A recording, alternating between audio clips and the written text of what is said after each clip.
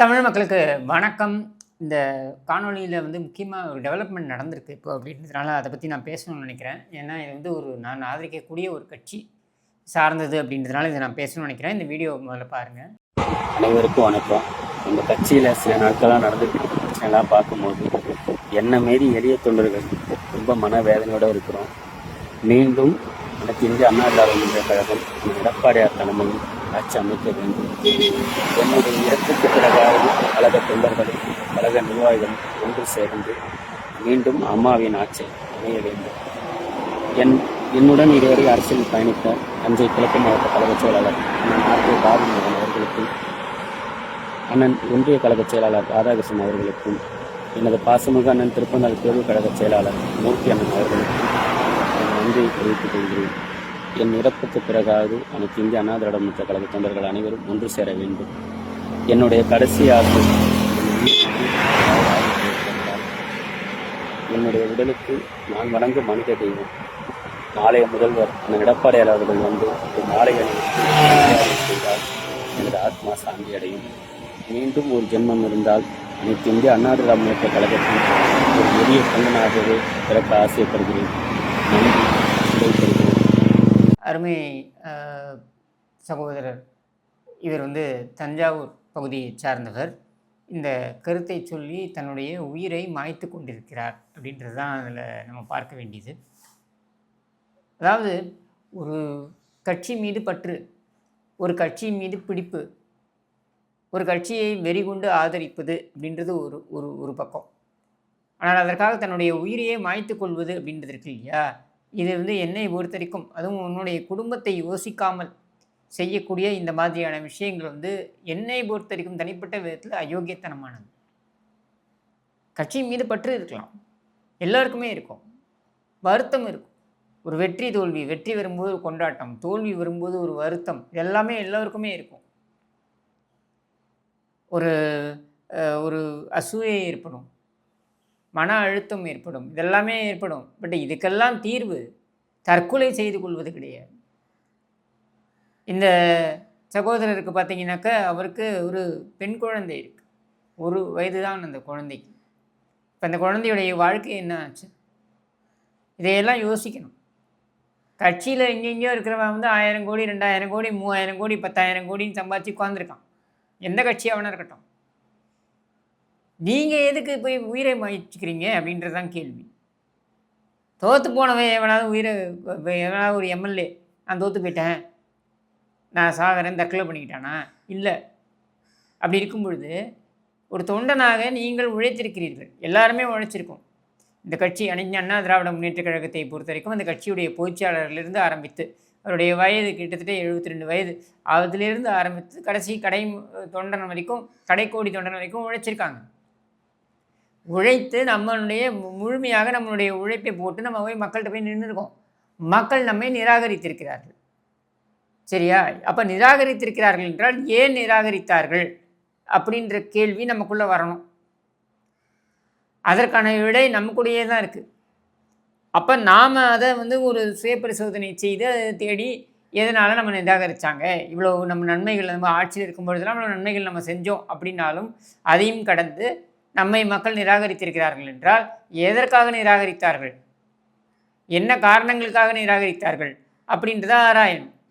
இப்படி தான் நம்ம சிந்தனை போனோமே தவிர்த்து இதனால் மனசு உடஞ்சி சுற்றி இருக்கிறவங்களாம் நம்மளை கேவலமாக பேசுகிறான், சுற்றி இருக்கிறவங்களாம் நம்மளை கிண்டல் பண்ணுறான், நக்கல் நையாண்டி பண்ணுறான், இதெல்லாம் ஒரு காரணமாக வைத்து நீங்கள் உயிரை மாய்த்து கொள்வது அப்படின்றது உங்கள் குடும்பத்தை கொண்டு நடுத்தரில் நிறுத்துற, அதை கடந்து வேறு எதுவும் கிடையாது.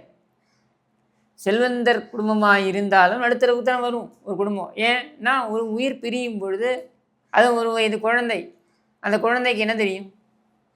குழந்தைகள் அப்படின்றது பார்த்திங்கன்னா இதில் முக்கியமாக ஒன்று கவனிக்கணும். நீங்கள் குழந்தைகள் அப்படின்றது அவங்க முடிவு பண்ணி பிறக்கக்கூடியவர்கள் அல்ல. பெற்றோராக நாம் முடிவு செய்து அவர்கள் பிறக்கிறார்கள் அப்படின்னும் பொழுது நமக்கு கூடுதல் பொறுப்பு இருக்குது அவர்கள் மீது. அவர்கள் ஒரு தங்களுடைய சுய முடிவை எடுப்பது அப்படின்றது சட்டப்பூர்வமாகவும் முதிர்ச்சியின் காரணமாகவும் அவர்கள் ஒரு சுய முடிவை எடுக்க முடியும் அப்படின்ற அளவு வயது வரைக்கும் அவர்களை காப்பாற்றி கொண்டு போக வேண்டியது நம்முடைய கடமை. இது பெற்றோருடைய கடமை. ஏன்னா உங்களுடைய அவர்கள் பிறப்பது அப்படின்றது உங்களுடைய கட்டுப்பாட்டில் இருக்கிறது. அப்படின்னும் பொழுது உங்களுடைய கடமை. அப்படி இருக்கிற ஒரு நிலையில் ஒரு கட்சி தோல்வியை சந்தித்து விட்டது அப்படின்றதற்காக நீங்கள் போயிட்டு உங்களோட உயிரை மாய்த்து கொள்வது அப்படின்றத உள்ளபடியே ஏற்றுக்கொள்ள முடியாது. இங்கே நிறைய கட்சி தொண்டர்கள் பார்த்தீங்கன்னாக்கா மன உளைச்சலில் இருக்காங்க. கூடுதலாக கட்சிக்குள்ளேயே ஏற்பட்டிருக்கின்ற இந்த பிரச்சனை, கருத்து வேறுபாடுகள், அணிகளாக செயல்படுவது, இதெல்லாம் வந்து நிறைய மன உளைச்சலை அவர்களுக்கு கொடுத்திருக்கிறது. இன்னும் சொல்ல வேண்டுமென்றால் 2017 ஆட்சி இருந்த காரணத்தினால அந்த மன உளைச்சலிருந்து கொஞ்சம் அவங்க அதிலிருந்து விடுபட்டாங்க. செல்வி ஜெயலலிதா அப்படின்ற ஒரு மிகப்பெரிய ஒரு ஆளுமை மறைவுக்கு அப்புறம் அப்போவே பார்த்திங்கன்னா அவங்க ஒரு மன அழுத்தத்துக்குள்ளே தான் போனாங்க. ஸோ இதற்கான வடிகால் என்ன அப்படின்றத ஆராய்ந்து சுய பரிசோதனை செய்ய வேண்டியது தலைமை தான். பாருங்க, திரு எடப்பாடி பழனிசாமி அவர்கள் நேராக அங்கே போய் அஞ்சலி செலுத்தியிருக்கிறார். அதுக்கப்புறம் அந்த பேட்டியும் கொடுத்துருக்காரு. அந்த பேட்டியும் நீங்கள் பாருங்கள். மனவேதனையோடு கடுமையான காயத்தோடு தான் இது கொல்பட்டு ஓட்டிக்கிட்டு என்பதை தெரிவித்துக் கொண்டிருக்கிறேன். ஒவ்வொரு குடும்பத்திற்கும் அவருடைய மகன் தான் செல்வமாக இருந்து கொண்டிருக்கின்றார். அப்படி இருக்கின்ற விசுவாசமிக்க தொண்டன், என்னையே இந்த இயக்கத்துக்கு அர்ப்பணித்துக் கொண்ட தொண்டனை இழந்து இருக்கின்றோம். இனி யாரும் இப்படிப்பட்ட செயலில் ஈடுபட வேண்டாம் என்று கழக நிர்வாகிகளும் தொண்டரில் மீண்டும் ஒருவரை கேட்டுக்கொள்கின்றேன். ஸோ தோல்வியின் பொழுதே உடையாத மனிதர் இதில் உடைந்து போயிருக்கிறார். அப்போ இதிலிருந்து நம்ம என்ன புரிஞ்சிக்கலாம் அப்படின்னா, நம்முடைய எமோஷனல், அதாவது உணர்வு பூர்வமான அந்த வெளிப்பாடுகளுக்கு நம்ம வந்து அந்த சமயத்திற்குன்னு ஒரு முடிவை எடுத்துகிட்டு பண்ணுறோம் இல்லையா, அது எவ்வளோ பெரிய விளைவுகளை ஏற்படுத்தும் அப்படின்றது, நம்ம குடும்பத்துக்கு எவ்வளோ பெரிய விளைவுகளை ஏற்படுத்தும், இந்த சமுதாயத்தில் எவ்வளோ பெரிய தாக்கத்தை ஏற்படுத்தும், விளைவுகளை ஏற்படுத்தும், இதையெல்லாம் யோசித்து செயல்படணும் அப்படின்றது தான் இங்கே பதிவு பண்ணணும்னு நினைக்கிறேன். அவங்களுடைய குடும்பத்திற்கு, இந்த மறைந்த சகோதரருடைய குடும்பத்திற்கு என்னுடைய ஆழ்ந்த அனுதாபத்தை தெரிவித்துக் கொள்கிறேன். அடுத்த விஷயத்திற்கு போவோம். இது முக்கியமாக 2 நாட்களாக சுற்றி கொண்டிருக்கின்ற விஷயம். நான் இந்த ஆட்சி நம்பிக்கை தீர்மானத்தின் பொழுதே நான் வந்து இதை பற்றி பேசியிருப்பேன். என்ன அப்படின்னாக்கா, இந்த ஆட்சியை பொறுத்த வரைக்கும் வந்த உடனேயே ஆகாவளி விஷயங்கள்லாம் எடுத்து உருட்டி கொண்டிருப்பார்கள் அப்படின்றத நான் சொன்னேன். நம்பிக்கை தீர்மானத்திலையும் நம்ம பார்த்தோம். அங்கேயே பார்த்தீங்கன்னாக்கா சம்பந்தமே இல்லாத விஷயங்கள் பேசப்பட்டது. வந்தே மாதரத்தை ஏன் பாடுகிறார்கள், அதுக்கப்புறம் தமிழ்தாய் வாழ்த்தை ஏன் 3ஆவதாக பாடுகிறார்கள், இப்படி பைசாவுக்கு பிரயோஜனம் இல்லாத விஷயங்கள். இதனால் நாட்டு மக்களுக்கு அல்லது மாநிலத்து மக்களுக்கு ஏதாவது பிரயோஜனம் இருக்கிறதா ஒன்றும் கிடையாது. அப்படி பிரயோஜனம் இல்லாத விஷயங்களை எடுத்து உருட்டி கொண்டிருப்பார்கள் அப்படின்றத நான் அப்போவே சொன்னேன். இப்போ அதோடைய நீட்சியாக பார்த்தீங்கன்னாக்கா அடுத்தது இந்த திருவள்ளுவர் உடைய அந்த தினம் அப்படின்றது பார்த்திங்கனாக்க, இதை வந்து ஆளுநர் மாளிகை அவங்க வந்து ஒரு ஃபோட்டோ போட்டு வைகாசி அனுடம், ஏன்னா அனுடம்னு சொல்லணும், அனுஷம்னு சொல்லக்கூடாதுல்ல, வடமொழி சொல்லை நீங்கள் புகுத்துகிறீர்கள் அப்படின்வாங்க, சரியா?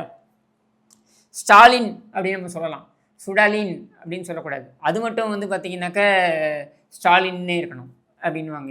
இவங்களுடைய அந்த அளவுகோல்கள்லாம் மாறிக்கிட்டே இருக்கும், நேரத்துக்கு தகுந்த மாதிரி, சூழ்நிலைக்கு தகுந்த மாதிரி, ஆட்களுக்கு தகுந்த மாதிரி. சரி, வைகாசி அனுடமோ அனுஷமோ, இது வந்து திருவள்ளுவருடைய பிறந்த தினம் அப்படின்னு அது தமிழறிஞர்களால் ஏற்றுக்கொள்ளப்பட்டது. அதன் அடிப்படையில் அது பட வேண்டும் அப்படின்னு சொல்லிட்டு பார்த்தீங்கன்னாக்கா ஜூன் 2ஆம் தேதி அது கொண்டாடப்படும் அப்படின்னு சொல்லிட்டு 1965, 66 காலகட்டத்தில் பார்த்தீங்கன்னாக்கா பக்தவத்சலம் முதலமைச்சராக இருந்தார். அவர் முதலமைச்சராக இருந்த பொழுது 1935 தமிழறிஞர்களுடைய அந்த வள்ளுவர் மாநாடு, திருக்குறள் மாநாடு அப்படின்னு நடைபெற்றது. பச்சையப்பன் கல்லூரியில் நடைபெற்றதுன்னு நினைக்கிறேன். அந்த பச்சையப்பன் கல்லூரியில் நடைபெற்றதில் பார்த்தீங்கன்னாக்கா மறைமலை அடிகளார் போன்றவர்கள் முடிவு செய்து வள்ளுவர் ஆண்டு அப்படின்னு முடிவு செய்கிறாங்க. இது எதன் அடிப்படையில் முடிவு செஞ்சாங்கன்றது நமக்கு தெரியாது. ஆனால் வள்ளுவர் ஆண்டு அப்படின்னு முடிவு செய்கிறாங்க. இது கிட்டத்தட்ட பார்த்தீங்கன்னாக்கா 31 ஆண்டுகளோ 41 ஆண்டுகளோ, அதாவது கிறிஸ்துவுக்கு முன் 41 ஆண்டுகள் கிறிஸ்துவுக்கு முன்னு நினைக்கிறேன். அதுதான் வள்ளுவர் பிறந்த தேதி அப்படின்னு முடிவு பண்ணுறாங்க. மறைமலை அடிகளார் வந்து வரலாற்று ஆசிரியர் கிடையாது, அவர் ஒரு தமிழறிஞராக அறியப்படுகிறார். அவர் எந்த அடிப்படையில் வந்து இந்த தேதியை முடிவு செய்தார் என்பது நமக்கு தெரியாது. அதுக்கு பின்னால் பெரிய ரிசர்ச் இருந்திருக்கா, இல்லை வரலாற்று ஆய்வு நடந்திருக்கா என்றால் எனக்கு தெரிந்து கிடையாது. ஆனால் ஏதோ ஒன்றை முடிவு செய்கிறார்கள். அவ்வாறு முடிவு செய்யப்பட்டு 1935 அது முன்மொழியப்பட்டு அதை பார்த்தீங்கன்னாக்கா 66 பக்தவத்சலம் அவர்கள் ஜூன் 2 திருவள்ளுவருடைய பிறந்த திருவள்ளுவர் தினம் என்று கொண்டாடப்படும் என்று சொல்லப்பட்டு அதுக்கப்புறம் பார்த்தீங்கன்னாக்கா 69 ஏன்னா அப்பொழுது எதிர்கட்சி உடைய பொதுச் செயலாளராக திமுக அப்போதான் பிரதான எதிர்கட்சி 66 அதனுடைய பிரதான தலைவராக இருந்த பொதுச் செயலாளராக இருந்த திரு அண்ணாதுரை அவர்கள் அவரும் அதை வரவேற்கிறார். அதுக்கப்புறம் அவர் முதலமைச்சராகிறார். எப்போ 67 அவர் முதலமைச்சரான உடனேயே அதே நாள் பின்பற்றப்படுகிறது வள்ளுவர் தினம் என்று. 69 அவர் மறைகிறார். 69 பிப்ரவரின்னு நினைக்கிறேன், மார்ச் இவர் கருணாநிதி பதவி ஏற்றுக்கொள்கிறார் முதலமைச்சராக. 69 அது கொண்டாடப்படுகிறது, 70 அது அப்படியே கொண்டாடப்படுகிறது. 71 கருணாநிதி அதை மாற்றி அமைக்கிறார். என்னன்னாக்கா ஜனவரி மாதம் கொண்டாடப்படும் அப்படின்னு மாற்றி அமைக்கிறார். இது எதற்காக மாற்றி அமைத்தார் என்றால் திருவள்ளுவர் ஆண்டு பொதுவாண்டு, திருவள்ளுவர் ஆண்டு என்று அந்த ஆண்டு கணக்கு வைக்கப்படும். அதாவது நம்முடைய அந்த கிரிகோரியன் கேலண்டர் என்று பார்க்கப்படுகின்ற அந்த கிறித்துவ கேலண்டரிலிருந்து ஒரு 41 ஆண்டுகள் கூடுதலாக வைத்து இது திருவள்ளுவர் ஆண்டு என்று பார்க்கப்படும் என்ற ஒரு கணக்கு வைத்து இவர்கள் அதை அறிவிக்கிறார்கள். திருவள்ளுவர் தினம் வந்து ஜனவரியிலிருந்து அப்படின்ட்டு. 81 புரட்சித் தலைவர் எம்ஜிஆர் அவர்கள் அவர் இருக்கும் பொழுது, ஆட்சியாளர் இருக்கும் பொழுது, அப்பொழுது மதுரையில் உலகத்தமிழ் மாநாடு நடைபெறுகிறது. அந்த உலகத்தமிழ் மாநாட்டில் பார்த்தீங்கன்னாக்கா ஒரு அறிவிப்பை கொடுக்குறார். என்னன்னாக்கா இனிமேல் அரசு அலுவலில் பார்த்தீங்கன்னாக்கா அந்த திருவள்ளுவர் ஆண்டு அப்படின்றதை நம்ம அடிப்படையாக வைத்து நம்முடைய தேதிகள் முன்வைக்கப்படும், அறிவிக்கப்படும் அப்படின்னு சொல்லிட்டு அது அப்படியே கண்டினியூ ஆகுது. இது இப்படி நடந்துக்கிட்டு இருக்கும் பொழுது நீங்கள் பார்த்தீங்கன்னா அதுக்கப்புறம் திருவள்ளுவர் ஆண்டை வந்து திருவள்ளுவருடைய தினம் அப்படின்றது ஜனவரி 17 அப்படின்னு முடிவு செய்யப்படுகிறது. ஏனென்றால் ஜனவரி 17 1935 தான் இந்த முடிவு எடுக்கப்பட்டது. இந்த முடிவு அன்றைக்கு எடுக்கப்பட்டது அப்படின்றதுனால அதையே அப்படியே நம்ம திருவள்ளுவர் தினம் அப்படின்னு கொண்டாடுவோம்னு இவங்க முடிவு பண்ணுறாங்க. நம்மை பொறுத்த வரைக்கும் இதெல்லாம் வந்து ஆய்வுக்கு உட்படுத்தப்பட வேண்டியது, விவாதத்திற்கு உட்படுத்தப்பட வேண்டியது தமிழறிஞர்கள், வரலாற்று ஆசிரியர்கள் இவர்கள் எல்லோரும் சேர்ந்து அமர்ந்து விவாதிக்க வேண்டியது. இதில் அரசியல்வாதிகள் சொல்வதற்கு எதுவும் இருக்கக்கூடாது நியாயமாக. ஏன்னா திருவள்ளுவர் குறித்த ஆய்வுகள் தமிழறிஞர் பண்ணட்டும், இவங்க வரலாற்று ஆசிரியர்கள் அவங்க பண்ணட்டும். இன்றைக்கி இருக்கக்கூடிய முதலமைச்சர் எடுத்துப்போம், யார் நம்ம விஜய் அவர்கள், மாண்புமிகு முதலமைச்சர் விஜய் அவர்கள், அல்லது இதற்கு முன்னர் முதலமைச்சராக இருந்த ஸ்டாலின், அதற்கு முன்னர் முதலமைச்சராக இருந்த திரு எடப்பாடி பழனிசாமி அவர்கள், அதற்கு முன்னர் முதலமைச்சராக இருந்த திரு பன்னீர்செல்வம் அவர்கள், இவங்களை எல்லாம் வரிசையாக நிற்க வச்சு 3 திருக்குறள்களை சொல்லுங்க பார்க்கலாம். வரிசையாக சொல்ல தெரியாது. இதான் நிதர்சனமான உண்மை. இப்போ நான் இதுக்காக அவங்களுக்கு குறை சொல்லலை, அவர்களுடைய அறிவுத்திறனை நான் எந்த இடத்துலையும் மட்டுப்படுத்தலை, சிறுமைப்படுத்தலை. என்னை பொறுத்த வரைக்கும் அவர்களை நாம் ஓட்டு போட்டு முதலமைச்சராக அமர்த்தி இருப்பது நமக்கு திருக்குறளுக்கு விளக்கம் கொடுப்பதற்காக அல்ல, வள்ளுவனுக்கு என்ன சால்வையை போற்ற வேண்டும் என்பதனை பற்றி போர்த்த வேண்டும் என்பதனை பற்றி பேசுவதற்காக அல்ல. ஆளுநர் மாளிகையில் காவி போர்த்தி விட்டார்கள், சரி, தீக்கால கருப்பு போத்திக்க. இப்போ பார்த்தீங்கன்னாக்கா நம்ம நம்ம முஸ்லீம் நண்பர் தடா ரஹீம் அவர் பார்த்தீங்கன்னாக்கா நாங்கள் பச்சையை போர்த்துக்கிறோம் என்றால் போர்த்திக்க, இல்லை இன்னொரு குரூப் வந்து நாங்கள் வெள்ளை சால்வையை போர்த்துக்கிறோம் போர்த்திக்க. இப்போ இதனால் என்ன 10 பைசாவுக்கு பிரயோஜனம் இல்லாத விவகாரம் இது. திருவள்ளுவருக்கு என்ன சால்வையை போத்தினால் என்ன? கடந்த 5 ஆண்டுகள் இதை வைத்து உருட்டி கொண்டிருந்தார்கள் திமுக. இந்த 5 ஆண்டுகள் பார்த்திங்கன்னா இந்த மாதிரி திருவள்ளுவர், இந்தி, சமஸ்கிருதம், சனாதனம் இந்த மாதிரி மக்களுக்கு பயனளிக்க முடியாத விஷயங்களை எல்லாம் வைத்து உருட்டி கொண்டிருந்தார்கள். ஆளுநர் மாளிகையும் இவர்களுக்கு தீனி போட்டு கொண்டிருந்தது. அப்போ RN ரவி இருந்தார் ஆளுநராக, இன்றைக்கி மேற்கு வங்கத்துடைய ஆளுநராக இருக்கிறார். அவரும் தீனி போட்டு கொண்டிருந்தார். இதனால் மக்களுக்கு ஏதாவது பயன் இருக்கா? ரேஷன் அரிசி சுத்தமாக வரப்போகுதா இதனால்? இல்லை மற்ற பொருட்கள்லாம் ரேஷன் கடையில் உங்களுக்கு கரெக்டாக கிடைக்க போகுதா? இதனால் உன்னுடைய மின்சார கட்டணம் குறைய போகுதா? இதனால் உன்னுடைய இதர செலவுகள், உன்னுடைய விலைவாசிலாம் கட்டுப்படுத்தப்பட போகிறதா? எதுவுமே கிடையாது. இவன் இந்த பக்கம் உருட்டுவான், அந்த பக்கம் பிஜேபி அவங்க உருட்டுவாங்க. 2 பேரும் அடிச்சுக்கிற மாதிரி அடிச்சுப்பாங்க. என்னுடைய நியாயமான கோரிக்கை அல்லது நியாயமான எதிர்பார்ப்பு என்னவாக இருக்கும் என்றால், உண்மையிலேயே தமிழ்நாட்டிற்கு ஏதாவது நன்மை பயக்க வேண்டும் என்று பாரதிய ஜனதா நினைக்கும் என்றால், இங்கே இருக்கக்கூடிய இந்த அயோக்கிய பசங்க இருக்காங்க பாருங்கள், KN நேரு, இந்த செந்தில் பாலாஜி, அதுக்கப்புறம் இங்கே இருக்கக்கூடிய சேகர் பாபு, இவனையெல்லாம் தூக்கி நீ உள்ளே வச்சுருக்கணும் வழக்கு போட்டு.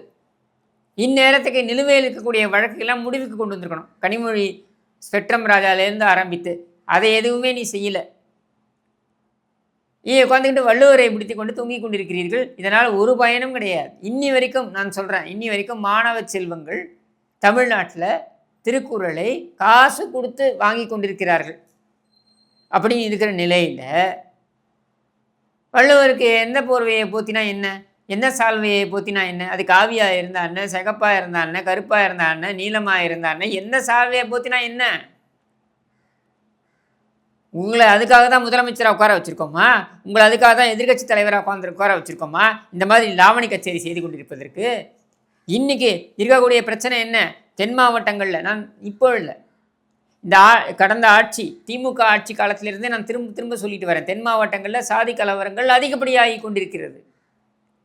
சாதி பிரச்சனை அதிகப்படியாகி கொண்டிருக்கிறது. முந்தானத்துக்கு தகவல் வருதுங்க. திருநெல்வேலி கிட்ட பார்த்தீங்கன்னாக்கா 9 பேர் தாக்கப்பட்டிருக்கிறார்கள். தலித் சமுதாயத்தைச் சேர்ந்த 9 பேர் சரமாரியாக முகமூடி அணிந்த நபர்களால் தாக்கப்பட்டிருக்கிறார்கள்.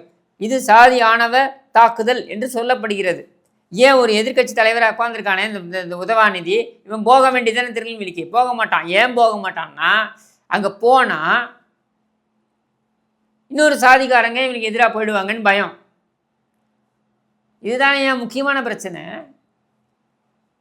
9 பேர் வெட்டப்பட்டிருக்கிறார்கள், தாக்கப்பட்டிருக்கிறார்கள். அப்படின்றது தான் முக்கியமான பிரச்சனை. இது பேசிக்கொண்டிருக்கின்ற அதே தருணத்தில் சென்னையில் ஒரு சம்பவம் நடக்குது. ஒரு பாரில், அதில் பார்த்தீங்கன்னா 17 வயது, 16 வயது, 17 வயது பெண் அவங்க அங்கே போயிருக்காங்க அந்த பாருக்கு. ஒரு 18 வயது ஆண் நினைக்கிறேன், அல்ல 20 வயதோ. அவன் பார்த்தீங்கன்னாக்கா இவங்களுக்குள்ள தகராறு நடந்திருக்கு. அந்த கேளிக்கையில் இருந்த பொழுது அந்த பாரில் அவங்க டிஸ்கோத்தைக்கோ ஏதோ ஒன்று அங்கே நடந்திருக்கு. அங்கேருந்து வெளியில் வரும்போது காரை ஏற்றி கொண்டு இருக்கான். இது மாதிரியான சம்பவங்கள், இது மாதிரியான பிரச்சனைகள் அப்படின்றது தான் கவனத்திற்கு வர வேண்டியவை. தென் மாவட்டங்களில் நடக்கக்கூடிய இந்த சாதி பிரச்சனைகளாக இருக்கட்டும், அல்லது இங்கே சென்னையில் நடக்கக்கூடிய இந்த சட்டம் ஒழுங்கு சார்ந்த பிரச்சனைகளாக இருக்கட்டும், இதுதான் நம்மளுடைய பிரதான பார்வையாக இருக்கணும். அப்போ அதையெல்லாம் கவனிக்கிறதை விட்டுவிட்டு இந்த மாதிரி பைசாவுக்கு பிரயோஜனம் இல்லாத விஷயங்களை எடுத்துக்கொண்டு தொங்குவது அப்படின்றத அரசியல்வாதிகள் இதை எதிர்க்கட்சி தரப்பு செய்தாலும் சரி, ஆளுங்கட்சி தரப்பு செய்தாலும் சரி, கேவலமாக இருக்குது. இதை அறிஞர்கள், வரலாற்று ஆசிரியர்கள், அறிஞர்கள், நீ சண்டை போட்டுக்கோங்கடா, போங்கடா அப்படின்னு தனியாக விட்டு நீ சண்டை போட்டுக்க. நான் மக்களுக்கு சேவை செய்வதற்கு, மக்களுக்கு என்ன பயனளிக்கும் என்பதனை தருவதற்கும் சேவை செய்வதற்கும் தான் எனக்கு ஓட்டு போட்டு உட்கார வச்சுருக்காங்க. நான் அதை செய்வேன் என்று சொல்வதற்கு இங்கே ஒருவருக்கும் துப்பு கிடையாது. ஆளுங்கட்சிக்கும் துப்பு கிடையாது, எதிர்கட்சிக்கும் துப்பு கிடையாது. அப்போது இந்த மாதிரி ஒரு அரசியல் இருக்கு இல்லையா, இதை கடந்த 5 ஆண்டுகளாக பார்த்து சலித்து போய்விட்டோம். சலித்து போய் தான் உங்களுக்கு ஓட்டு போட்டோம். நான் போடலை, ஆனால் மக்களும் போட்டிருக்காங்கன்னு வச்சுப்போம். அப்படி உட்கார்ந்து இந்த லாவணி கச்சேரிக்குள் நீங்கள் சிக்கப் போகிறீர்கள் என்றால் சிக்கக்கூடாது அப்படின்றது தான் நம்முடைய எதிர்பார்ப்பு. சிக்காமல் இருப்பீர்கள் அப்படின்றது நம்மளுடைய நம்பிக்கை. அதனால் தயவு செய்து மக்களுக்கு பயனளிக்கக்கூடிய விஷயத்துக்குள் வாருங்கள். அவன் ஆட்சியில் இருந்த பொழுதும் எதுவும் செய்யலை திமுககாரன். இப்போ வேலை இல்லாமல் உட்கார்ந்துருக்கான். அவனுக்கு இதே தான், இந்த மாதிரியான சம்பந்தம் இல்லாத விஷயங்களை வைத்து உருட்டி கொண்டிருப்பது தான் முழு நேர வேலை. நமக்கு அப்படி இல்லை அப்படின்றதை தெளிவுபடுத்துங்கள் என்று கூறி விடைபெறுகிறேன். நன்றி, வணக்கம்.